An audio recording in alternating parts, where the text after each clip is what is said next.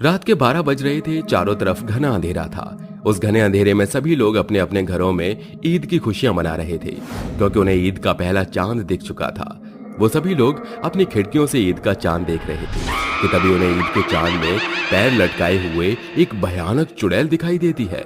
सभी लोग ये देखकर बहुत डर जाते हैं और अपने अपने घरों की खिड़कियां बंद कर लेते हैं। उन्हीं गांव वालों में से रेहान नाम का लड़का अपनी होने वाली पत्नी शकीना से फोन पर बात करते हुए अपने घर की तरफ जा रहा था। शकीना, आज ईद का चांद कितना सुंदर है। हाँ रेहान जी, आप बिल्कुल सही बोल रहे हैं, लेकिन रात ज्यादा हो रही है। आप अपने पैरों को जल्दी जल्दी चलाइए और घर पहुंचिए। वो दोनों आपस में बात कर ही रहे थे कि तभी रेहान के पास धीरे धीरे करके चांद आ रहा था। यह देखकर रेहान अपनी पत्नी से बोलता है, शकीना, मुझे ऐसा लग रहा है ये चांद मेरे पास खुद चल कर आ रहा है। देखो तो, ये चांद धीरे धीरे बड़ा होता जा रहा है। क्या ये तुम्हारे साथ भी हो रहा है? नहीं रेहान जी, मेरे साथ ऐसा कुछ नहीं हो रहा। और आप ये भद्दा मजाक करना बंद करिए। भला चांद नीचे धरती पर कैसे आ सकता है? मैं सच बोल रहा हूँ शकीना। देखो, चांद के ऊपर कोई पैर लटका कर बैठा हुआ है। रेहान ये बात शकीना से बोल ही रहा था कि तभी अचानक ही चांद उसके सामने आ जाता है और उसकी आंखों के बिल्कुल सामने चुड़ैल अपनी बड़ी बड़ी आंखें लेकर उसके सामने खड़ी हो जाती है। उसे देखकर रेहान की सिट्टी पिट्टी गुल हो गई और उसको बिल्कुल भी होश हवास नहीं था। इस तरह उसके हाथों से फोन नीचे गिर गया। रेहान को अब कोई होश नहीं था। उसको बस इतना सूझ रहा था कि कैसे वो अपनी जान बचाकर भागे। रेहान धीरे धीरे अपने पैर पीछे की तरफ ले रहा था और उसी धीमी रफ्तार से चुड़ैल भी उसके सामने आगे आगे चल रही थी। उसकी आंखों में डर देखकर चुड़ैल हंसते हुए धीरे से बोलती है, रेहान, क्या हुआ रेहान? तुम मुझे देखकर इतना डर क्यों रहे हो? तुम कौन हो और तुमने मुझे इस तरह क्यों घेर रखा है? रेहान, अब तुम मेरे साथ चांद की दुनिया में चलोगे। तुम कैसी बात कर रही हो? मैं तुम्हारी दुनिया में नहीं जाना चाहता। मेरी यहाँ पर एक अलग दुनिया है। मैं अपनी होने वाली पत्नी के साथ बहुत ही खुश हूँ। मुझे उससे शादी करनी है, उसके साथ अपना घर बसाना है, मुझे और भी बहुत कुछ करना है। मुझे छोड़ दो। रेहान, मैं तुम्हें छोड़ नहीं सकती। मैं तुम्हें ऐसे कैसे छोड़ दूं? कैसे जाने दूं तुम्हें? इस रात का तो मुझे बरसों से इंतजार रहता है। हर साल ईद की चांद का इंतजार रहता है। तुम चाहती क्या हो? आखिर तुम मेरे साथ ऐसे क्यों कर रही हो? सच बताऊं तो मैं तेरी मौत चाहती हूँ। मैं ईद का इंतजार हर साल करती हूँ। ईद का चांद मेरे लिए बहुत मायने रखता है। आखिर ये ईद का चांद तुम्हारे लिए इतना मायने क्यों रखता है? तुम क्यों पागल हो इस चांद के पीछे? तुझे क्या लगा तू मुझे अपनी बातों में बहला फुसला कर अपनी बातों में ले जाएगा? मैं एक चुड़ैल हूँ रेहान, चुड़ैल हूँ मैं। मेरे चंगुल में जो एक बार आ जाता है, मैं उसे छोड़ती नहीं।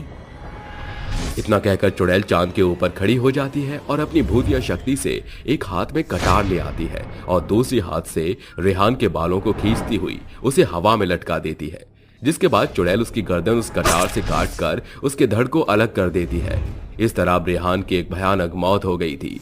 चुड़ैल अब अपने अगले शिकार के लिए एक बार फिर अगले गांव में घूमने लगी। थोड़ी ही दूर जाकर उसे गांव में सब ईद की खुशी मनाते हुए दिख रहे थे। चुड़ैल ये देखकर खुश हो जाती है और हंसते हुए बोलती है, अरे वाह, मैं तो केवल अपना शिकार ढूंढने के लिए आई थी, लेकिन यहाँ पर तो मेरा शिकार नहीं बल्कि शिकारों का मेला लगा हुआ है। अब मैं किसी को भी नहीं छोड़ूंगी। चुड़ैल इतना बोलती है और अपने चांद को लेते हुए दूसरे गांव में पहुंच जाती है, जिसके बाद वो लोगों को अंधाधुंध मारने लगती है। चुड़ैल को देखकर अब सभी लोग डर जाते हैं और गांव में इधर उधर भागने लगते हैं।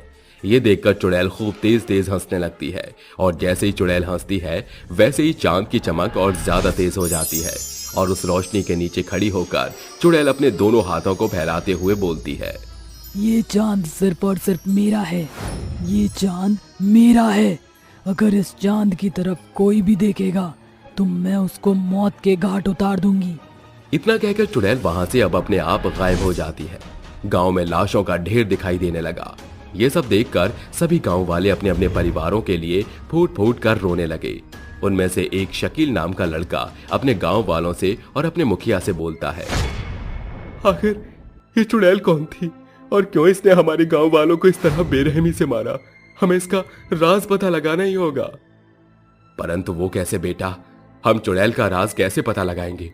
और उसने हमारे गांव में आकर हमारे गांव वालों को ईद वाले दिन इतनी बेरहमी से मार दिया, ये हम कैसे पता लगाएंगे बेटा, बताओ। मुखिया जी, आप इस चीज की चिंता मत कीजिए। मैं अपने अब्बू से कहकर इस चुड़ैल का राज पता करवा लूंगा कि आखिर ये चुड़ैल इस तरह अचानक हमारे गांव में क्यों आई और क्यों हमारे गांव में लोगों को इसने मारा। अब्बू से पता लगाओगे, लेकिन तुम्हारे अब्बू तो एक मामूली और साधारण इंसान है ना, वो कैसे पता लगा सकते हैं बेटा? हाँ शकील, मुखिया जी सही बोल रहे हैं। आखिर तुम अपने अब्बू से कैसे पता लगवाओगे? मेरे पिताजी एक मौलवी हैं सुहेल, और वो इस चुड़ैल का सारा राज पता कर ही लेंगे।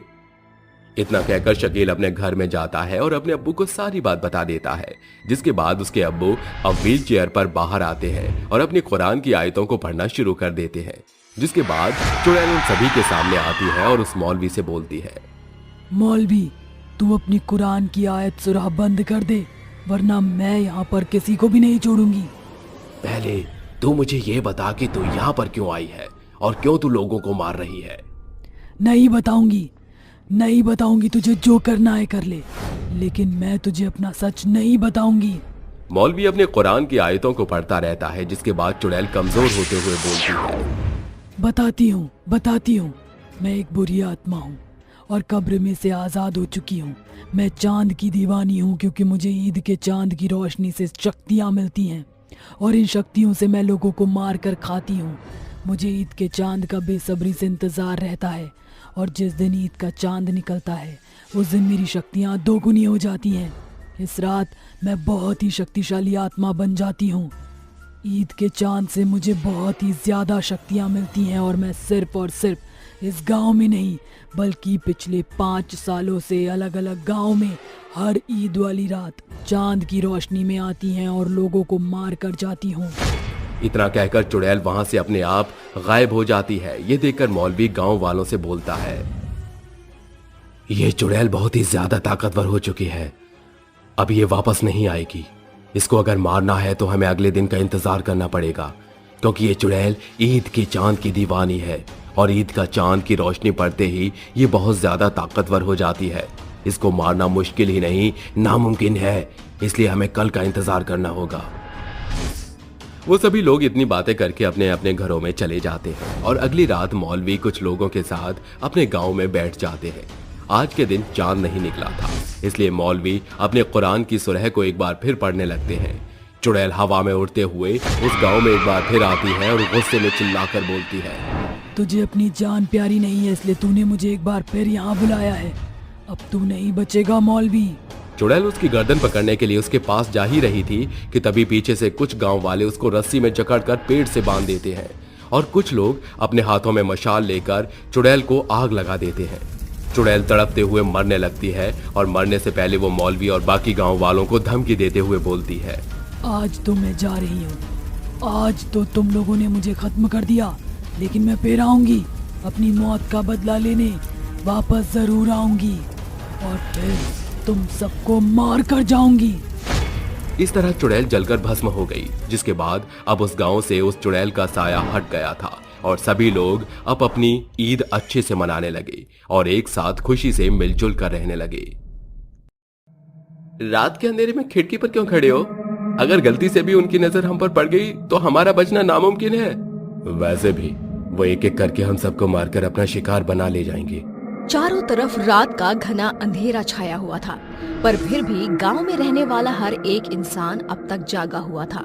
उन सभी के चेहरों पर बेतहाशा खौफ दिखाई पड़ रहा था कि तभी एक अजीबोगरीब बग्घी पर सवार एक विशालकाय नरभक्षी दानव और चुड़ैल सवार होकर गांव में कदम रखते हैं और जोर जोर से हंसकर कहते हैं, आज किसकी मरने की बारी है, जल्दी से निकल कर बाहर आ जाओ।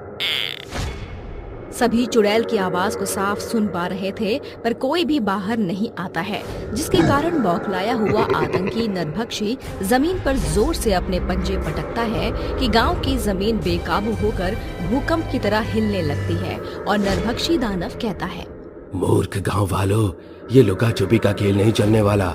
चुपचाप कोई भी एक इंसान आकर हमारी भूख का शिकार बन जाओ, वरना मैं एक साथ सबको रौंद दूंगा। नरभक्षी दानव ये बोलकर सभी खिड़कियों पर देखने लगता है। तभी उसे मुकुल दिखाई देता है और नरभक्षी अपने लंबे काले नाखून भरे हाथ उसकी तरफ बढ़ाकर उसे बाहर खींचकर पटकते हुए कहता है, शमशान घाट के मुर्दे, तू मुझे सुन पा रहा था, फिर भी बाहर क्यों नहीं आया? अब देख, मैं तेरे शरीर का हर एक कतरा पी जाऊंगा। और फिर हम तेरा लजीज मांस खाएंगे। चुड़ैल और नरभक्षी दानव से डरकर मुकुल अपनी आंखें बंद कर लेता है और कहता है, हे भगवान, मुझे बचा ले, नहीं तो ये नरभक्षी दानव मेरा सारा खून पी जाएगा और ये चुड़ैल मेरी बोटियां खा जाएगी। मुकुल को ईश्वर से मदद की गुहार लगाता देखकर वो दोनों हंसते हुए कहते हैं, आसमान में रहने वाले धरती पर नहीं आया करते। और एक नरभक्षी दानव का सामना फरिश्ता भी नहीं करने आएगा। खूंखार नरभक्षी दानव अपने पैने नाखून मुकुल के आर पार करते हुए उसके शरीर का सारा खून पीकर उसे चुड़ैल के आगे फेंक कर कहता है, लो लैला, तुम भी अपने भूख को शांत कर लो। चुड़ैल उसके टुकड़े करके खा जाती है और कहती है, इसका मांस तो बड़ा ही लजीज और मजेदार है। अपनी आंखों के सामने पति की दानव और चुड़ैल के द्वारा हुई बेरहमी से मौत देखकर ललिता दौड़ते हुए उसके पास आकर कहती है, मार डाला रे, इस नरभक्षी दानव ने मेरे सुहाग को उजाड़ डाला रे। अरे आसमान में रहने वाले फरिश्तों, कहाँ सोए हो तुम? लैला, इसका क्या करें? कहो तो इसका मामला भी तमाम कर दूं।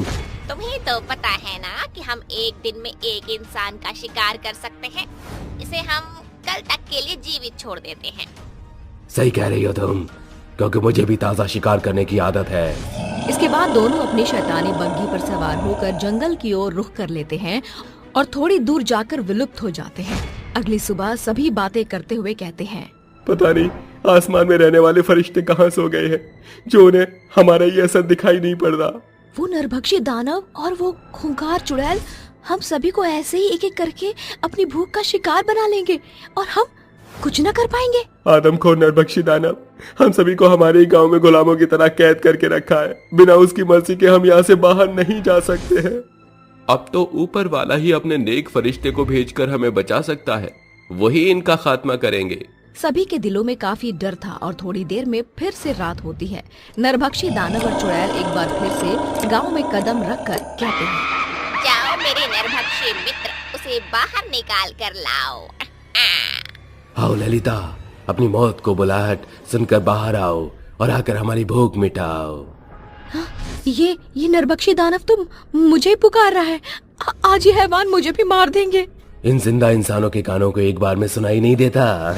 गुस्सैल नरभक्षी दानव अपना विशालकाय हाथ ललिता की तरफ बढ़ाकर उसे बाहर ला पटकता है और ललिता तड़प कर कहती है, हे दुनिया बनाने वाले, क्या तू अपने इंसानों को ऐसे ही मरते देखता रहेगा? अपने फरिश्तों को भेजकर बचा हमें। मछली की तरह छटपटा रही है, प्राण हलक से निकलने को हो रहे हैं, पर आस अभी भी फरिश्तों के आने की लगी है। अब इस दुनिया से फरिश्तों का नामो निशान समाप्त हो चुका है, जो है हम और हमारा शैतान। आज मैं इसका सारा मांस खाऊंगा। तो फिर आज मैं इसके मीठे ताजे खून से पेट भर लूंगी। इसके बाद नरभक्षी दानव उसके हाथ पैरों को उखाड़कर खाने लगता है और चुड़ैल उसका सारा खून पी जाती है और फिर दोनों गायब हो जाते हैं। ऐसे ही अब लगातार हर रोज वो आदमखोर लोगों को मारकर उन्हें अपना शिकार बनाते हैं, जिस कारण गांव में बहुत ही सीमित लोगों की संख्या बच जाती है और सभी कहते हैं, गांव के मुखिया होने के नाते मेरा फर्ज था कि मैं सबकी जान बचाऊं, पर मैं कितना बेबस हो गया हूँ, चाहकर भी कुछ नहीं कर पा रहा। वो नरभक्षी दानव और चुड़ैल मुकुंदपुर गांव को शमशान बनाकर ही दम लेंगे। सभी परेशान होकर कहते हैं। तभी उनके कानों में नमाज की गूंज सुनाई पड़ती है और एक काजी साहब उनके पास आकर कहते हैं, अल्लाह के सच्चे इबादत में बहुत ताकत है, उसे दुआ करो, अल्लाह अपने नेक फरिश्तों को हमारी हिफाजत के लिए जरूर भेजेगा। ये सुनकर सभी दरगाह पर जाकर अल्लाह से रहम की विनती करते हैं और फिर से शाम का अंधेरा छा जाता है और नरभक्षी दानव चुड़ैल हमेशा की तरह आकर दहशत मचाना और लोगों को मारना शुरू करते हैं। पर इस बार काजी साहब उनके सामने आकर कहते हैं, अल्लाह के फरिश्ते से खौफ खाओ, वरना तुम्हारा वो हश्र होगा जिसे तुम्हारी रूह कांप उठेगी। आज तुझे उसी फरिश्ते के पास पहुंचा देता हूँ। इसे हमारे हत्थे चढ़ने का बड़ा ही शौक है, खत्म कर दो इसे। नरभक्षी दानव काजी साहब को अपने खूंखार हाथों से उठाकर घायल कर देता है और काजी साहब कहते हैं, या खुदा, अपने फरिश्तों को भेजकर अपनी पाक नेमत बरसा, रहमो करम कर। ये कहते ही शाम का घना अंधेरा एकदम से उजाले में बदल जाता है और आसमान तेज रोशनी से चमक उठता है। तभी एक सफेद पोशाक पहने हुए फरिश्ता आसमान से उतरकर उनके सामने आकर कहता है, लाख गुस्ताखी माफ करने के बाद भी तुम हैवानों के शैतानी इरादे नहीं बदले, इसलिए आज मैं उस आसमान में रहने वाले का भेजा दूत तुम्हारा खात्मा करूंगा। तू हमारा कुछ नहीं बिगाड़ सकता, क्योंकि यहाँ हमारी हुकूमत चलती है। और हम दो हैं। इस जमीन और आसमान पर सिर्फ ऊपर वाले का हुकूमत चलती है। मैं तुम्हारे लिए अकेला ही सैकड़ों के बराबर हूँ, क्योंकि मैं मासूमों की पुकार सुनकर उन्हें तुमसे रिहा करने आया हूँ। खूंखार चुड़ैल और नरभक्षी दानव फरिश्ते पर वार करते हैं, पर उनके सभी शैतानी पैतरे फीके पड़ जाते हैं। जैसे ही फरिश्ता उनकी तरफ पलटा वार करता है, वो दोनों एकदम कमजोर पड़ जाते हैं और फरिश्ता कहता है, ये आखिरी पल है, अल्लाह से अपने गुनाहों की माफी मांगो, वो तुम्हारी बदरूहों को पनाह देगा। कभी नहीं, हम तुमसे हार नहीं मानेंगे। हमारे सामने न वो ऊपर वाला कुछ है और न उसका भेजा फरिश्ता। नरभक्षी दानव और चुड़ैल एक में मिल जाते हैं और फिर से नरभक्षी दानव चुड़ैल और फरिश्तों में लड़ाई शुरू हो जाती है। और इस बार फरिश्ता उन्हें अपनी पाक शक्तियों से आसमान की आग धरती पर उतार कर उन्हें झुलसा कर ढेर कर देता है और जाते हुए कहता है, ऊपर वाले के घर देर है, अंधेर नहीं। जब भी कोई उसे पुकारेगा, वो अपने फरिश्ते को जरूर भेजेगा। वो सच्चा बादशाह है और हम उसके फरिश्ते हैं। आसमान से भेजा हुआ नेक फरिश्ता पूरे गांव को नरभक्षी दानव और चुड़ैल से बचाने में जीत हासिल करके इंसानियत को कायम करता है। बसंतपुर गांव में काफी बरसों से सूखा पड़ा हुआ था। खेती की जमीन एकदम बंजर हो चुकी थी और तालाब से लेकर नदी और कुएं भी पूरी तरह से सूख चुके थे, जिस कारण गांव वाले काफी दुखी होकर बात करते हुए कहते हैं, अगर ऐसे ही चलता रहा तो हमारे गांव के सभी लोग इसी बंजर जमीन में मिलकर खाक हो जाएंगे। अब तो कंठ की प्यास बुझाने के लिए एक ही हैंडपंप का सहारा रह गया है, कहीं धरती माता उसे भी न सुखा दे। भैरू काका, आप इस गांव के सबसे पुराने इंसान हैं। आपके पास तो इस सूखे के अकाल से निजात पाने का कोई हल होगा। एक उपाय है, हम अपने गांव की जमीन पर इंद्र यज्ञ करते हैं। क्या पता इंद्रदेव प्रसन्न होकर बसंतपुर गांव पर मेघ बरसा दें। सभी गांव वाले इंद्र यज्ञ की तैयारी करके सूखी जमीन पर यज्ञ करना प्रारंभ करते हैं। तभी गांव की जमीन पर आसमान के काले बादल बरसने वाले झमझम पानी की फुहार बरसाने लगते हैं और भैरव काका कहते हैं, इंद्रदेव हम पर मेहरबान हो गए, हमारा यज्ञ सफल रहा। कई वर्षों बाद बारिश की फुहार बसंतपुर की मिट्टी पर गिरी है। सभी खुशी के साथ बरसात की बूंदों में झूमते नाचते हुए नगाड़े और ढोलक बजा रहे थे, पर देखते ही देखते बारिश की रफ्तार बहुत ही तेज हो जाती है और बरसात लगभग 3 दिनों तक बरसती रह जाती है, जिस कारण गांव के गड्ढों तालाबों में पूरी तरह से पानी भरकर उफान मारते हुए गांव में बहने लगता है। फिर सभी चिंतित होकर कहते हैं, भैरव काका, कहीं हमसे इंद्र यज्ञ में कोई भूल चूक तो नहीं हो गई? ना जाने प्रकृति बसंतपुर से कैसा बदला ले रही है। कभी बरसों तक सूखा पड़ा रहता है तो कभी बाढ़ की अवस्था आ जाती है। बरसात का पानी तेजी से पूरे गांव में फैल चुका है। अब तो हम सभी के घर डूबने की कगार पर हैं। हम में से अब कोई नहीं बचेगा। लगातार बरस रही बरसात से आधा गांव डूब चुका था। सभी गांव वाले बाढ़ के कहर से बचने के लिए अपना सामान बांधने लगते हैं। तभी बरसात का पानी वीरू को डुबो देता है और वो कहता है, अरे गंगा मैया, ये कैसा कहर बरसा रही हो। खुद तो शिव की जटाओं में लिपटी हो और हमें डुबोए जा रही हो। अरे कोई बचाओ, मैं डूब रहा हूँ। वीरू मदद की गुहार सुनकर एक इच्छाधारी नागिन बाढ़ के पानी में रेंगते हुए अर्ध नागिन अवतार धारण करके वीरू को अपने फन में जकड़ लेती है और वीरू डर कर कहता है, अरे ये तो एक इच्छाधारी नागिन है। शिव शिव शिव शिव शिव शिव, अब क्या करूं? मेरा नाम नागेश्वरी है। मैं 1000 वर्षीय इच्छाधारी नागिन हूँ। भयभीत ना हो, मैं तुम्हें नुकसान पहुँचाने नहीं आई हूँ। उसकी जान बचाकर नागिन उसे फन में जकड़कर अर्ध नागिन के रूप में रेंगते हुए चल पड़ती है। तभी उसे रोती हुई मंगला की आवाज सुनाई पड़ती है और मंगला कहती है, अरे मेरे बच्चे को बचाओ, वो डूब रहा है। अरे कोई मदद करो। नागिन तेजी से अपनी पूंछ बढ़ाकर मंगला के दूध मुहे बच्चे को अपने फन में जकड़कर उसे बचा लेती है और कहती है, अश्रु पहुँचो मंगला, तुम्हारा शिशु अब सुरक्षित है। साहब, जब तक मेरा बच्चा तुम जैसी जहरीली नागिन की जकड़ में है, वो कहाँ सुरक्षित होगा? अरे मंगला डर मत, ये एक नेक इच्छाधारी नागिन है। अगर आज ये सही घड़ी पर नहीं आती तो बाढ़ का तेज बहाव मुझे अपने साथ मिला लेता। फिर इच्छाधारी नागिन एक एक करके सभी गांव वालों का जीवन सुरक्षित तरह से बचा लेती है और बाढ़ के पानी के बीचों बीच विशाल आकार धारण करके कहती है, ओम नमः शिवाय, ओम नमः शिवाय। हे भोलेनाथ, हे त्रिदेव जटाधारी, गंगा को अपनी जटाओं में समाहित करके इस गांव से बाढ़ और बरसात के प्रकोप को नियंत्रित कीजिए। नागिन के भक्ति से बरसात के पानी का दर घटने लगता है और गांव बाढ़ से निजात पा जाता है। जिसके बाद दीना कहता है, अरे भैरव काका, ऐसे हाथ पर हाथ रखकर देख क्या रहे हैं? इससे पहले कि इच्छाधारी नागिन हमें डंक मार के खत्म कर दे, चलिए किसी सपेरे को खोजते हैं। रुक जाओ दीना, अगर ये इच्छाधारी नागिन हमारा बुरा चाहती तो हमें बरसात और बाढ़ के प्रकोप से बचाने की जगह उसी बरसात में डुबोकर मार सकती थी। भैरव काका सच कह रहे हैं। ये इच्छाधारी नागिन शक्तिशाली होने के बावजूद भी मुझे पीड़ा में प्रतीत हो रही है। ऐसा लग रहा है जैसे इस नागिन की दृष्टि किसी अपने को खोज रही है। हे नाग देवी, तुमने आज हम सभी की जान बचाई है, पर तुम इतनी चिंतित क्यों प्रतीत हो रही हो? मैं बहुत ही पीड़ा में हूँ। अश्लेषा नागलोक में रहने वाली इच्छाधारी नागिन थी। नागेश्वरी, जो नागलोक के नागेंद्र नाग से बेतहाशा प्रेम करती थी, भोलेनाथ के आशीर्वाद से दोनों ने विवाह कर लिया और सुखी जीवन व्यतीत करने लगे। फिर एक रोज नागेश्वरी नागिन कहती है, इष्ट देव ने हमारी पुकार सुन ली। बहुत जल्द तुम पिता बनने वाले हो।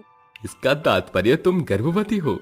हे भोलेनाथ, कोटि कोटि धन्यवाद जो तेरी दया हम पर बरसने जा रही है।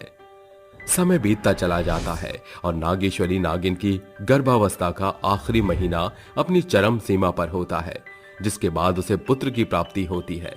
नागलोक में आनंद मनाया जाता है। फिर नागेंद्र कहता है, नागेश्वरी, तुम्हें स्मरण है ना कि हमारे नागलोक का नियम है कि जब भी किसी इच्छाधारी नागिन को पुत्र की प्राप्ति होती है तो उसे पृथ्वी लोक में बसे हुए शिव मंदिर के दर्शन कराना अनिवार्य होता है। हाँ, स्मरण है। मेरे संतान को इष्ट देव का आशीर्वाद दिलाने के लिए पृथ्वी लोक जाऊंगी। माता पिता बने नाग और नागिन अपने पुत्र के साथ शुक्ल पक्ष की पूर्णिमा की रात पृथ्वी लोक में आकर शिव मंदिर के दर्शन करते हैं और जंगल के रास्ते नागलोक की तरफ बढ़ रहे होते हैं। तभी एक खूंखार चुड़ैल उनका रास्ता रोकते हुए बोलती है, कीड़े मकोड़ों, तुम्हारी हिम्मत कैसे हुई मेरे वन से गुजरने की? अब मैं तुम्हें छोड़ूंगी नहीं। नागेश्वरी, हमारे पुत्र को लेकर भाग जाओ। ये खतरनाक नरभक्षी चुड़ैल है, मैं इसका सामना करता हूँ। मैं आपको छोड़कर नहीं जाऊंगी। तुम्हें मेरी सौगंध है नागेश्वरी, जाओ यहाँ से। इच्छाधारी नागिन नागेश्वरी अपने बच्चे को लेकर भागने लगती है।